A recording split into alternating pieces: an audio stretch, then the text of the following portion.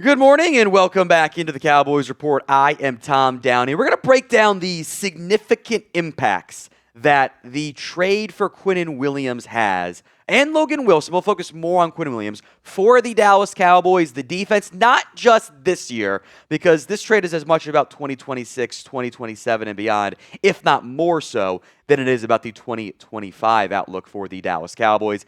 Dak Prescott was quoted yesterday as saying, quote, "I'm effing pumped." And you can quote me on that. I think the vibe difference between the Cowboys locker room and like the Jets locker room, and the Colts locker room too, on the Cowboys, like same side, got to be feeling a lot better after they go out and do something productive than what it feels like for the Jets locker room, where the players were openly bemoaning how much worse they got. If you agree with Dak and you are pumped about the Quinnen Williams trade, show it by liking today's video. Let's see how many likes we can get. We'll talk about some of the sizable differences between like the national media's viewpoint and more Cowboys-centric viewpoints. But if you are pumped about the Quinnen Williams trade, show it by liking today's video.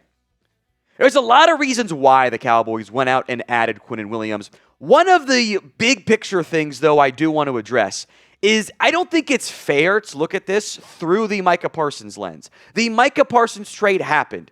It's done. It's over. You got what you got. If you're always trying to compare things to the Micah trade, I don't think you're actually moving forward the way you need to. It's over. It's done. Yeah, I would have rather had Micah Parsons because he's a better player. That's not what happened. It's not how it played out. It's done. It's over. You have to move on. You can't just be bemoaning that fact forever and not trying to make your team better. You have to look at all the moves since then as individual moves. As, okay, look, Micah's not here. How do we get better? How do we win? I actually applaud the Cowboys for taking a step forward to trying to win in the Dak Prescott window instead of sitting there and just like riding the fence and not being committed to really anything. Because that in and of itself is a decision. By going after Quinnen, they're trying to win games, maybe not so much for 2025 with where they're at, but in 2026 and beyond. And that's at least the plan, which the Cowboys haven't really had for several years now. Now, as for Williams himself, the Cowboys have long coveted him. They did call the Jets about picks and Quinnen for Micah Parsons. The Jets said no. I think we have figured out why on that front. Finally being able to get him is a significant deal for the Dallas Cowboys. You are adding a actual gravity player. And, you know, it's not the same type of gravity that Micah Parsons commands when he gets so many double teams and focus points. But they have another player that other teams actually have to game plan for, that other teams are going to have to pay attention to and have double teams, which we'll talk about here in a little bit. This is it's not the same level of like, you know, Max Crosby or even like, you know, Chris Jones or whatever, or elite edge like Myles Garrett. But this is the caliber of player that the first things defensive coordinator is going to do each week is, okay, how are we stopping Quinnen? Like that is the type of player this Cowboys defense did not have without Micah Parsons. Teams have to game plan for him. And as we'll get into, that is going to lead to positive impacts for multiple other players on this Dallas Cowboys team. Now, Next Gen Stats tweeted this out, that Quinnen Williams has beaten 57 double teams to generate pressure since 2022, the most of any player in that span. A good chunk of those, by the way, coming with Aaron Whitecotton as his defensive line coach, who is now the Cowboys D-line coach. His 190 total pressures during that time frame are fourth most among defensive tackles. Oh, fun fact, by the way, you know who's second in double team pressures in that time frame? It's actually Osa Odighizuwa. The only other defensive linemen are Chris Jones, DeForest Buckner, and Zach Allen, who does get some defensive end reps too.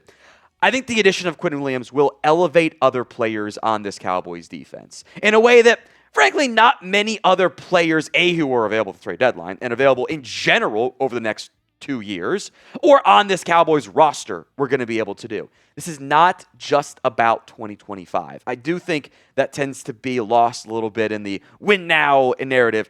This helps your window in 2026, and you kept your first round picks, which I think is so important. I think, honestly, adding Quinnen, who I didn't think was going to be available, you know, has come out since then. He requested trades. Jets kept that under wraps, which, you know, I'd have spent a lot more time on Quinnen Williams had I known that going in. This does change things. So grade the trade for Quinnen Williams. A, B, C, D, or F. Let me know in the comments section of today's show. Now, one thing you'll see change from a schematic perspective here is I think the Cowboys are going to deploy more five-man fronts. They did that already against the Cardinals with, honestly, pretty good results from a down-in, down-out basis. Schottenheimer said that's going to continue. Now, for the most part, and we'll show some photos here in a second, these are mostly going to be early down looks. The Arizona Cardinals love heavy personnel. This one example here, you actually got 2 tight ends, 1 on each side, an extra offensive lineman. So Dallas comes out with Solomon Thomas, Kenny Clark, Osa Odighizuwa, Clowney and Ezeiruaku are the edges there, and they got 4 other guys in the box because this is a massive run look. This went for like 2 yards, this particular play did, by the way. Second example, and this is more of a heavy left personnel where you've got 2 tight ends and an extra offensive lineman all to that left side. Now, in this case, Ezeiruaku and Clowney all have their hands in the dirt. I really wouldn't read too much into it. It's funny, if we go back to that last photo, that first photo here for me, producer Aiden, this looks like a 3-4 front. You've got 3 down linemen and 2 edges standing up. This other one, it's okay, well, this looks like a 5-man front, right? Because you got all the guys' hands in the dirt. The third photo, which is a little bit different, still a 5-man front. Well, this one looks like a 4-3 look because you got 4 down linemen. It doesn't really matter, It's 5-man fronts. You've got multiple linemen lined up. The difference here is you've actually got Sam Williams and Marshawn Nealand out there. So you've actually gone 3 defensive ends, 2 down linemen. This is kind of how at times the Cowboys went out and countered some more 11 personnel looks. But again, Arizona does some weird stuff. That photo, they have a 6th offensive lineman on the field. They loved doing that, and Kelvin Beachum got his butt kicked, by the way. And another example of this here is, again, 4 down linemen, 1 edge standing up, but it's also 3 defensive ends. They've got flexibility with how they deployed that. My guess is you will see a lot more of those first 2 photos, and they will deploy a lot of early downs, Osa, Clark, and Quinnon all out there together, which we'll call it a 3-4, whatever. Terminology doesn't matter that much there. I think Ezeiruaku is going to really benefit from these schematic changes. I think he's going to benefit from Quinnon drawing more attention. He's been really good the past couple of weeks. Only has the 2 sacks on the season. He has really taken a step forward. His pressure rate the last 4 games is above 16%. That's an elite figure.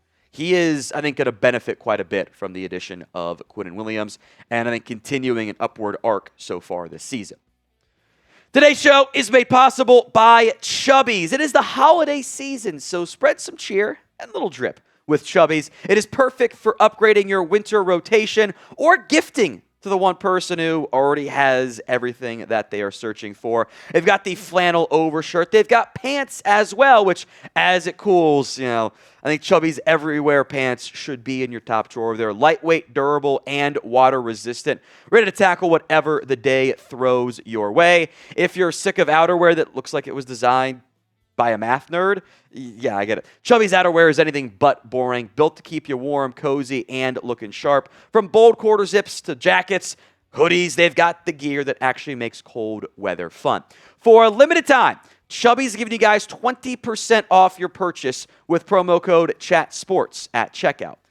If it's Black Friday, take advantage. Skip the code of even bigger markdowns during their exclusive Black Friday sale by going to chubbyshorts.com/chatsports. Just head there. Make sure to support our show. Tell them we sent you. Don't forget the code. That's ChatSports. Link will be in the comments section and the description of today's show. All right, Osa Odighizuwa was at the facility yesterday, spoke with media, said, I hope so about the 5-man fronts. I like it. A lot of double teams are created when there's 4 down. So when you have 5 of us in there, it creates a lot more one-on-ones and a lot more opportunities to make plays. Having a guy like Williams come in and then potentially being able to use more 5-down stuff, that'll be awesome. I don't know how much 5-man front stuff they're going to deploy in obvious passing situations. If it's 3rd and 13, you're probably still going to run more of your nickel looks and have extra defensive backs out there. And maybe they try to one-run linebacker. Maybe they get creative and roll down to Marvion Overshown in some of those looks and ride with 2 down defensive linemen, but you can rotate those guys significantly there. I do think Osa's coming off maybe his best game of the season. One thing you could try, and I stole this from Cody Alexander, who does a lot of good stuff for match quarters and is really good defensive mind and very familiar with Matt Eberflus. This is G-front is what this is called, and this is from Carolina. The Panthers did this a lot against Green Bay when they were in some more multiple personnel, like 11 personnel looks. This could be like, it's 1st and 10. You know, the Raiders come out with 3 receivers, so you're going to want to match with nickel, but it's still a run possibility. Maybe you try some of this stuff. I wouldn't do this on 3rd and 12, but early downs you could try this. Of note, by the way, left side of the screen, Tershawn Wharton. It's like 6'2", 280. Not that different sized of Osa Odighizuwa. He's lined up there, head up over the tight end. And then you've got Derek Brown, Ashawn Robinson, Nick Scorton split out wide. You could throw Ezeiruaku over there. You could try stuff like that. Probably better on early downs. They've got, an extra safety. Actually, they went big nickel on this package. They rolled the safety down kind of in the box as a star/linebacker. You could try stuff like this and see how it ends up going on that front. I think it's certainly an option to explore different avenues and try to see how things play out on that front. I don't know if it's going to be deployed heavily. I wouldn't do it too much. But I think this is just one example of what you could try to do if you were the Dallas Cowboys. So with these trade additions, and we'll spend some more time here on Logan Wilson in a bit, rate the Cowboys defense. Let's do Madden style, 1 to 99. It's not going to be a 99. Let me know in the comments section of today's show. I think Osa Odighizuwa has a chance to really benefit from the addition of Quinnon Williams with the Dallas Cowboys. I think he has a chance to be a much better player than what we saw earlier this season. I had argued paying him made sense with Micah Parsons drawing the attention, allowing some more one-on-one matchups, because Osa by himself is not a game wrecker. He's a complementary piece along a defensive line. With Quinnen in tow now, he should get more favorable matchups. He should be able to get better looks and better opportunities to make plays up front and be the disruptive guy that we saw more of against the Arizona Cardinals on Monday Night Football. He played very well in that game. Now, long term, look, something has to give at defensive tackle. I don't think it's a likely outcome at all. The Cowboys are paying Osa and Quinnen and Kenny Clark $20+ million per year next year. It's like 64 combined. That's too much to pay for 3 defensive tackles who probably aren't going to be out there all the time in obvious passing situations. But for now, and we'll come back to some of the stuff here with Osa and the contracts, I think he's going to see a boost in production relative to what we saw for the early parts of this season. I am expecting more tackles for loss, more sacks, more pressures out of Osa than what he's done in recent years. The underlying numbers for Odighizuwa have always been good. He's been among the better pass rush win rate guys, been among the better pressure players. He does have 25 pressures this year. It's actually up there among tops for all Dallas Cowboys players. But you paid a guy, you do expect sacks. I think that is understandable and valid. Here's how the contract breaks out, looking big picture stuff for Osa. $20.75 million cap hit. The plan was never to have that as the cap hit next year. You can restructure that and save $12 million on the cap. Now, the way it is set up, you could trade him. $4.75 million in savings. It's not that much. Cutting him is technically feasible, but not advisable because you lose $12 million to do it before June 1st. You can post June 1st him and save $0. It's not really in the cards there. The trade doesn't save you much. New team would owe $16.76. I would lean towards, with the way it is structured, it's possible, I would lean toward him being back with the Cowboys in 2026. Now, we'll be live again on Thursday, tomorrow, to discuss all the latest Cowboys news. We'll do some more in-depth contract stuff, by the way, as well, with how these moves have impacted things as they move forward. So make sure you guys are subscribed. Kenny Clark, meanwhile, has also actually been inconsistently productive this year after spending the previous 3 seasons with the Green Bay Packers, 4 TFLs, 2.5 sacks. Actually has quite a few pressures this year. More pass rush chances for Kenny Clark. The team has kind of used him as the guy ahead of Osa Odighizuwa a little bit more often. He is much more in the, you got to do something with this contract camp.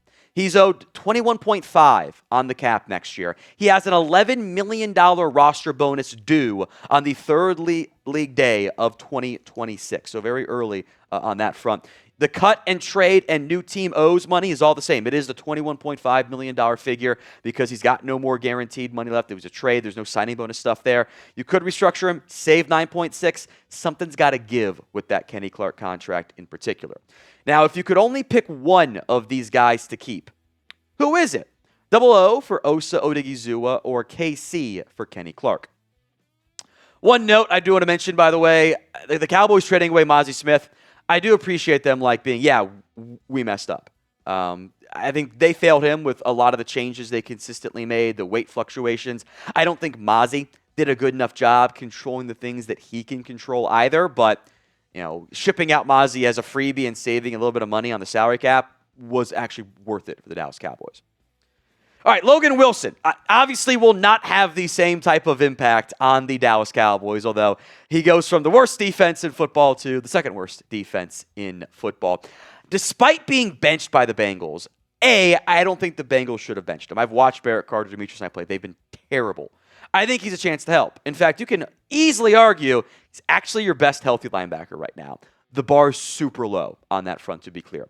Now, Shotty says he'll play middle linebacker for the Cowboys. That means he's going to at least compete against Kenneth Murray for the middle linebacker duties because they're going to keep Shamar James in kind of that weak side linebacker role. DeMarvion Overshown will come back and play weak side linebacker. So how quickly can Logan Wilson show off that football IQ and learn the Cowboys defense? Can he take over as the green dot play caller? That might be what is going to be asked of him in the bye-week time frame to get master the defense. Maybe he doesn't start every snap early on, but I want to put him out there because I honestly just don't want to have Kenneth Murray on my screen anymore. So pick a linebacker. KM for Kenneth Murray, LW for Logan Wilson. Let me know in the comments section of today's show. I'm an LW guy because my mental health was worth the 7th round pick to not see Kenneth Murray play anymore. Give me Wilson. I don't want to do any 59 stuff. Schottenheimer said that Kenneth Murray had one of his best games of the year last night against the Cardinals on Monday Night Football. Okay. Still wasn't that good. Kind of a damning indictment, frankly, on Kenneth Murray. Had the nice sack earlier this year. Maybe the Giants game outside of getting smoked on that one cover 2 hole shot. I have been unimpressed. Logan Wilson is not an elite coverage player. He can get picked on, but he will also break up passes. You'll probably notice him a little bit more on that front. I know that the narrative is, he's been benched by the Bengals. He shouldn't have been. He shouldn't have been benched. He was not the issue in Cincinnati. And honestly, the Bengals locker room vibes are bad right now. I think he'll be much happier in Dallas.